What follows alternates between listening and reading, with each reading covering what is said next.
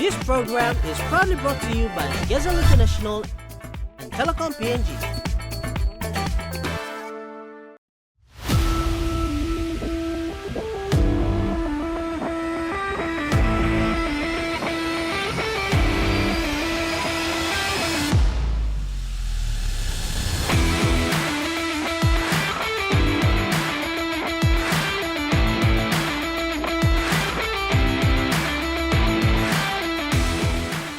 Good evening, PNG. Welcome to another episode of Sports Scene. I am your host, Jaylee Sapies. Now, I've got a great show lined up for you tonight. Lots and lots of updates. But before that, let's check out our top stories for tonight. The Sepik Schools Rugby Grand Finals, David Mead on PNG in the NRL, and we take a look at one of PNG's very own sons, Marcus Vai's journey through sports. But first and foremost, our weekend scorelines, beginning with the NRL round number 17. On Thursday, the Panthers defeated the Bulldogs 8-6. On Friday, the Sea Eagles defeated West Tigers 28-10. The Knights went down to the Raiders 22-18. On Saturday, the Broncos defeated the Warriors 26-12. The Dragons and the Dolphins both defeated the Eels and the Rabbitohs. And in our Sunday games, the Storm defeated the Sharks 30-6, while the Cowboys defeated the Titans 30-24, with the Roosters on bye. Moving on to the Host Plus Cup, on Saturday, the Bears defeated Clydesdales 46-30. Carters defeated Capras 32-12. Pride defeated Tigers 28-16. In our Sunday games, WM Seagulls and the Magpies both came out on top, defeating the Dolphins and the Devils, with our PNG Hunters boys on bye. Apart from the NRL and the Host Plus Cup, here's some more scorelines for you from over the weekend.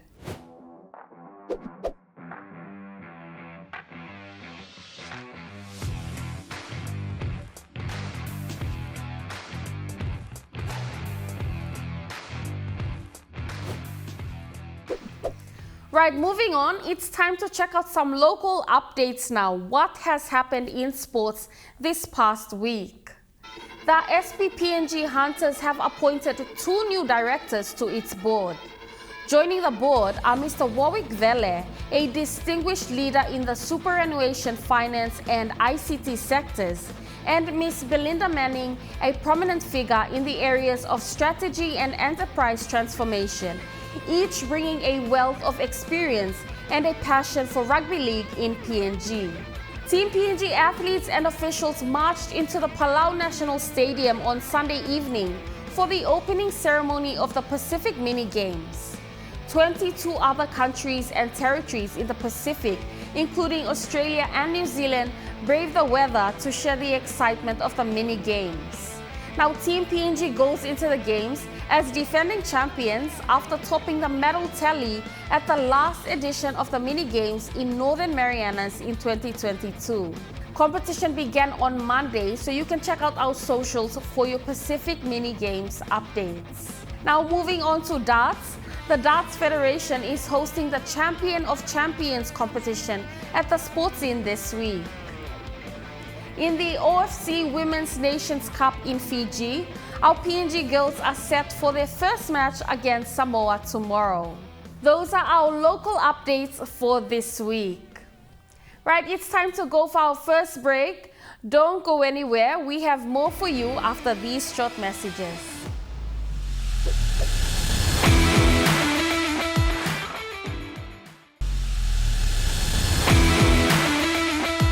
Welcome back to Sports Scene. If you have just joined us, it's always good to have your company. Right, now the Sepik Province hosted the ESP Schools League Finals over the weekend. Ahead of the finals, we had a chat with Tournament Director Bradley Simon. The Sepik Schools Rugby League competition was designed as a pathway program for the province's former PNG NRL club, Sepik Pride. When Sepik Pride got rejected in 2023 to 2024, We started working behind the scene, trying to bring back the development program into Sepik. So just last year we started in December, and then the program started term 1 this year with visiting of schools. With a population of 600,000 people spread across 6 districts, the management carefully selected schools for the inaugural year of competition. 6 secondary schools from Wasara Secondary, Maprik Secondary, Bishop Leo, Passam National High, Brandy Secondary, and St. Saviour's. The unique thing about this is we've captured 3 districts in this. We have the Wasara district up in the Kunais, and then the Maprik is up in the mountains. We have Wewak on the east side of Wewak, and then we have the islands, which is the Kairuru. The competition started this year and spanned 7 rounds before finals began.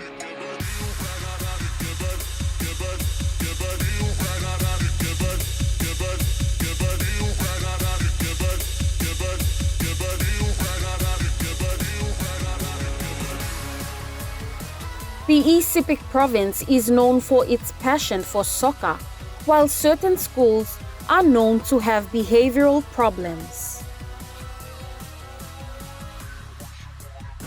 And for us to get into those schools, especially Wasara, St. Saviour's, this Wasara is known for a lot of negative and violence things that has been happening over the past years. So one of our aim was to get in there and change the mindset of every young man to, get into sporting activities and live out those illegal activities. When we started this, the main thing was Sepik Pride, to get Sepik Pride back. One of the requirements for Digital Cup is to have a junior development. We didn't master that in 2023. So when we got knocked out, we thought it was time to go back and fix what we went wrong. So one of our aim was getting School League back on board, so that when we get the Sepik Pride back on board, we will have our own local players playing for Sepik Pride. And the other thing was we have our NRL team coming in 2028. So when we look at these kids, age 18, 19, 17, 18, 19, I believe if we could have these kids playing for the next 2 to 3 years, I believe one of them can crack that NRL team in 2028. They'll be ready by then. In the grand final last week, Bishop Leo defeated Maprik Secondary 16 points to 8.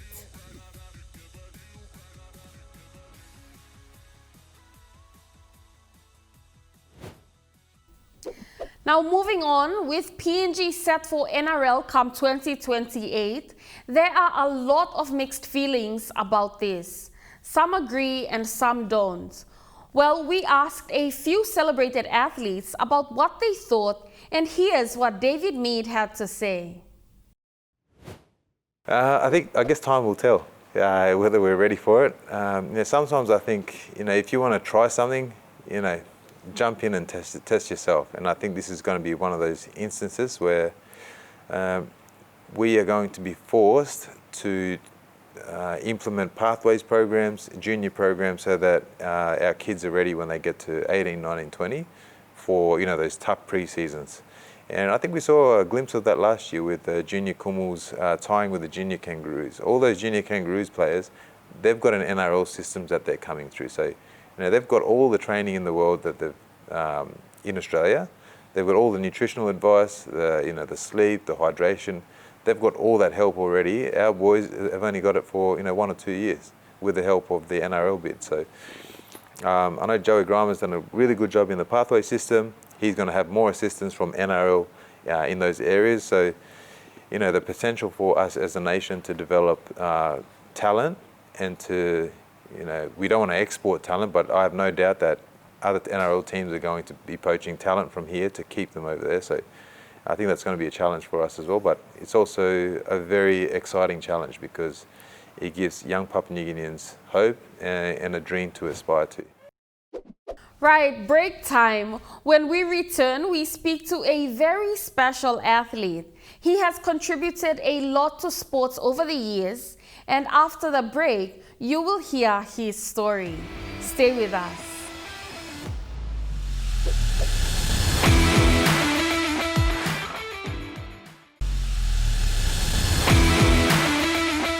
Welcome back to Sports Scene. Now, my next guest, he needs no introduction. He is a former professional rugby player from the late 90s and early 2000s. He is a household name and has represented PNG numerous times. He is most famous for playing for the Melbourne Storm, where he played 144 first grade games and scored a total of 70 tries. Now, as PNG prepares for 50 years of independence, I will be sharing stories of those who have contributed to sports since 1975. And tonight, we are telling Marcus Bai's story.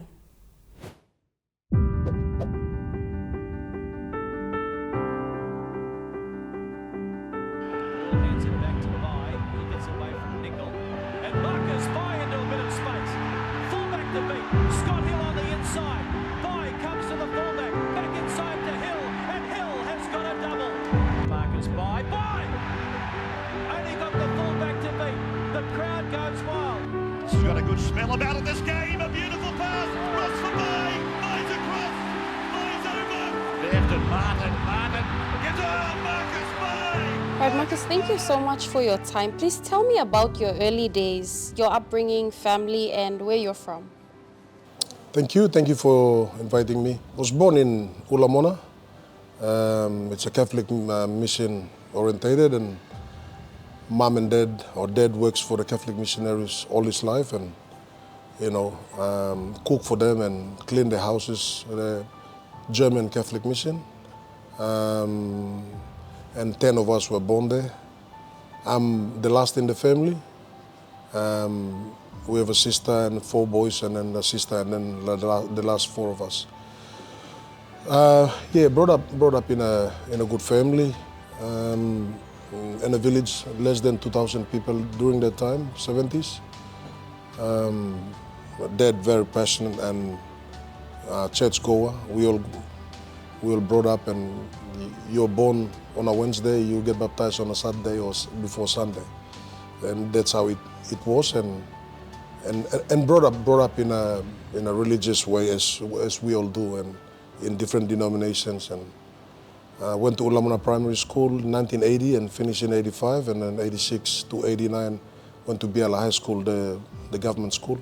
Best times of our lives were on Sundays to go to church in the afternoon, in the morning and in the afternoon, or Sunday benediction, and then we watch the projector. The kids, we will watch it first, and then the adults will watch.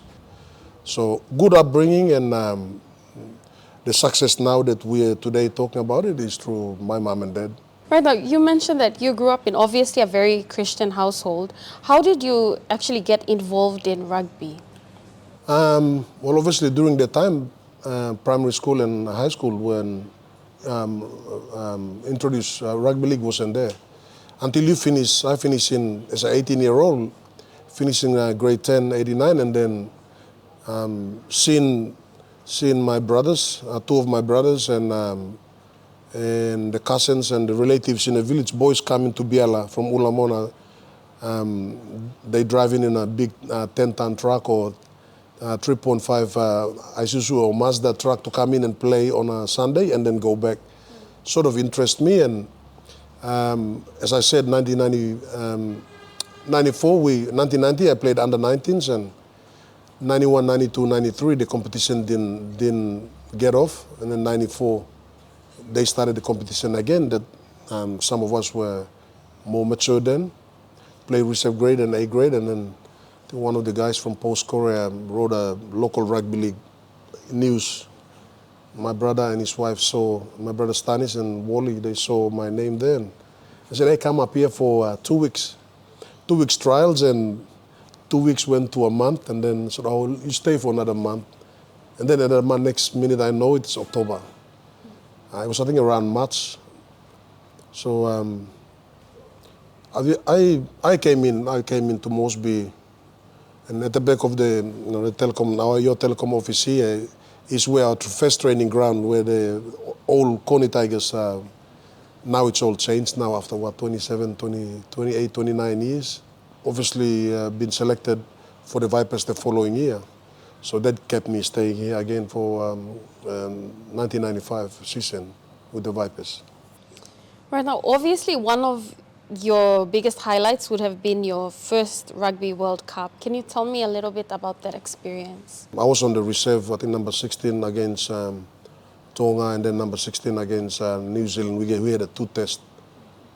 And Hull Rugby Football League Club, they came and signed me, and I enjoyed my 12 months, and the World Cup was a great success for me, myself, and to be able just to go see overseas.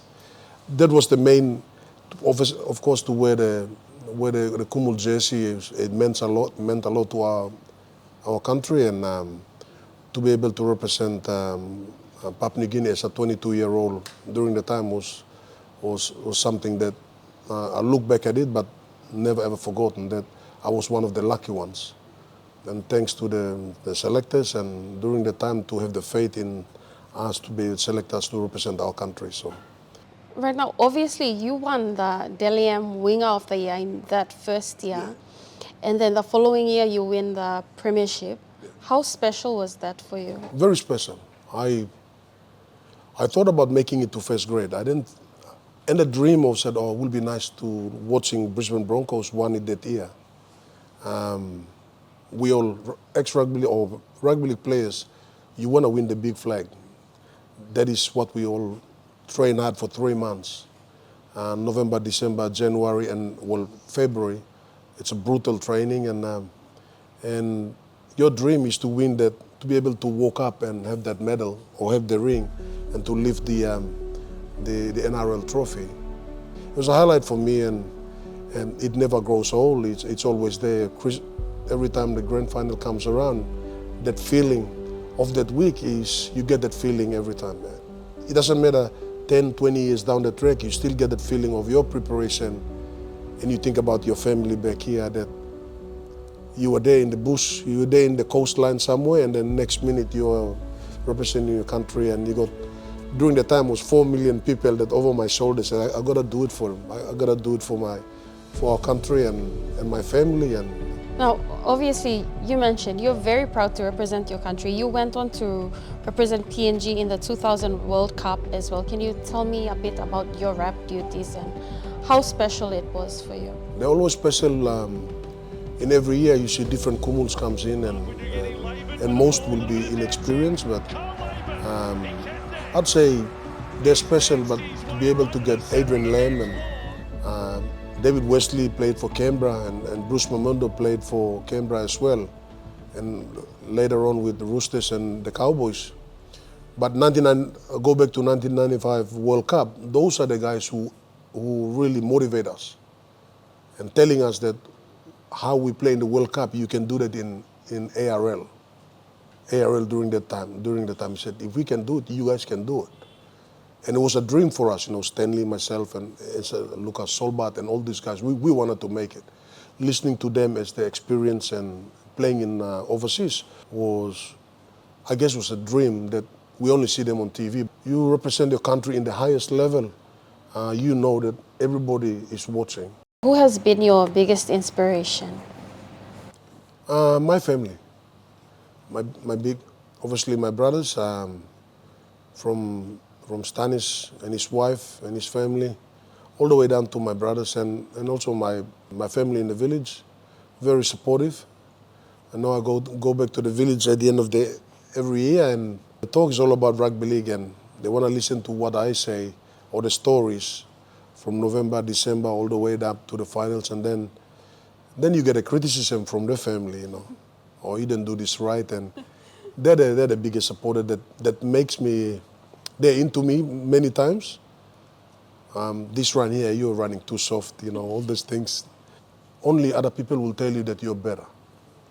I learned from that. My own brothers and sisters will tell me that. What is your favorite rugby memory and why? A lot of rugby league players say, the grand final, but to me, is in the early days, is making it to the first grade the next week. So I, got selected for the first game, but then you got to perform well for the following week to get selected again. Those are the moments, and then when I started to feel that I'm getting that confidence and that trust from the coach, and then there's times that I go down and not play well. That's normal. What about challenges? What was your biggest challenge throughout your career? First time going to England and first time going to Australia. Coming from the village and come to Mosby was an eye-opener. And then going even to England '96 was even worse.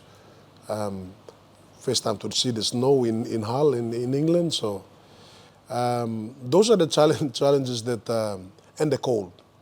And the cold in England. Now, you've had such a remarkable career. What are you up to these days?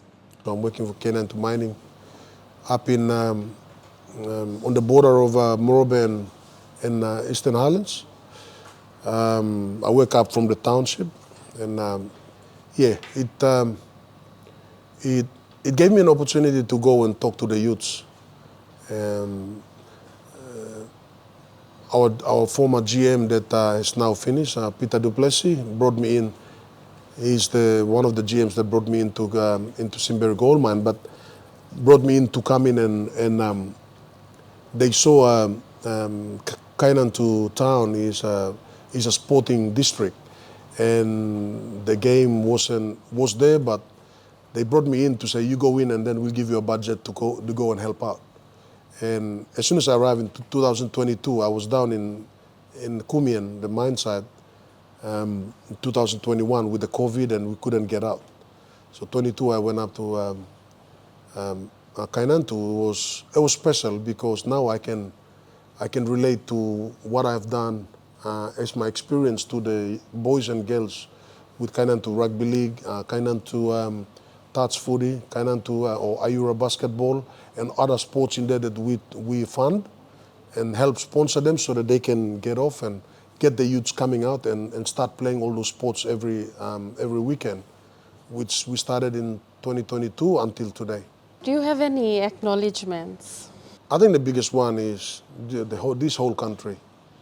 Over the years, the support, the motivation that I come back every Christmas or to go and see my old man in Ulamona and to get shake hands from politicians, from prime ministers all the way down. And a massive thank you. Massive thank you to the whole country, and still today we still go around, and full credit to the media in Papua New Guinea to start us off, put us out there, get the interest from Australian media, and then we went on to do what we did. Thank you to the Papua New Guineans from the Prime Minister's Governor General all the way down to the grassroots level. They still recognize us and thank us for what we did, but the support meant so much to us. Message out to the parents is get their kids, the girls and the boys, to play rugby league, to play sports, other sports that they love, because the government is building all these bridges where they're creating opportunities for us, for the young girls with the orchids, now contracted in the women, NRL women, and as well with the boys as well. So. Papua New Guinea laboured with the ball, a little bit of dancing. Carl Laban, he can dance. He's danced his way right to the centre of the dance floor.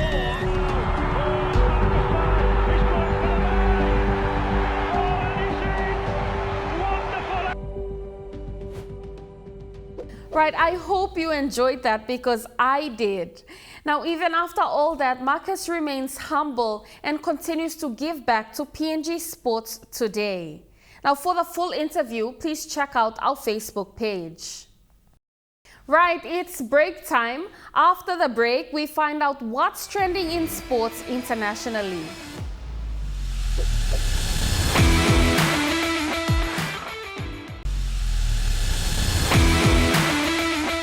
Welcome back to Sports Scene.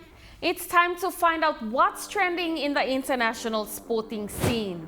Krejcikova is back at Wimbledon after an injury scare, and Wimbledon will be without line judges for the first time.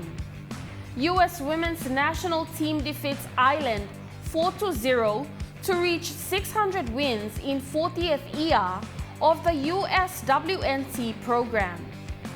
Lando Norris's victory at the Austrian Grand Prix, narrowly beating teammate Piastri. LeBron James will pick up his $52.6 million player option to remain with the Los Angeles Lakers next season. That's what's trending in the international sporting scene. Now here's some sports history for you. On this day in 2004, in the Wimbledon women's tennis final, Maria Sharapova became the first Russian player to win Wimbledon, beating defending champion Serena Williams 6-1, 6-4. Now here is the sports quote for this week by Maria Sharapova. She says, "If you want to be the best, you have to work harder than everyone else." This quote reflects her belief that success requires dedication and a willingness to outwork others. Now here's a sports fact for you. Did you know that Papua New Guinea was admitted to the Games International Federation in 1974?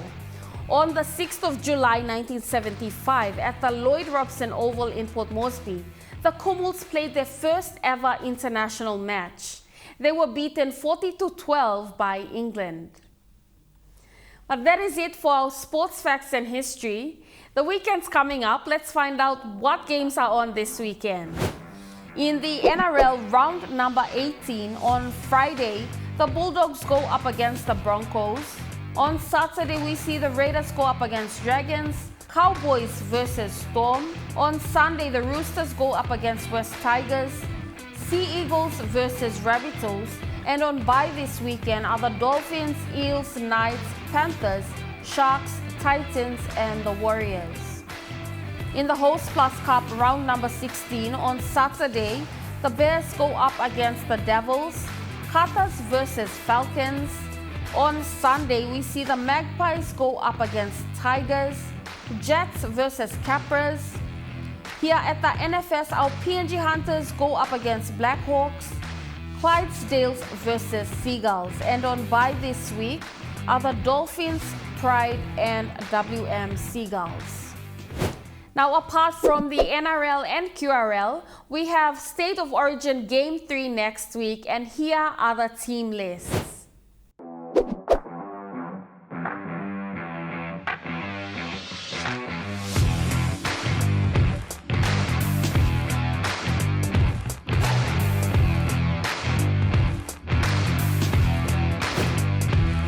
Also, here's what else is coming up this weekend.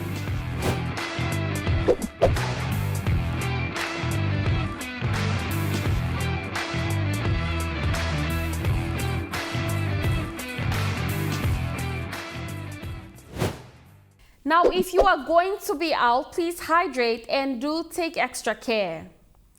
Before we wrap things up, if you have a sports-related story you'd like us to cover, please contact us on 312-9229, or you can Facebook us, email us, or drop by our office at Level 2 Garden City, Baroko, here in Port Moresby. That's all we have for you tonight. I hope you enjoyed tonight's show. If there's anything you may have missed, do check out our Facebook page. But other than that, I'll see you same time, same place next week, right here on your number one to watch. I am Jaylee Sapies, and this was Sports Scene. Good night for now.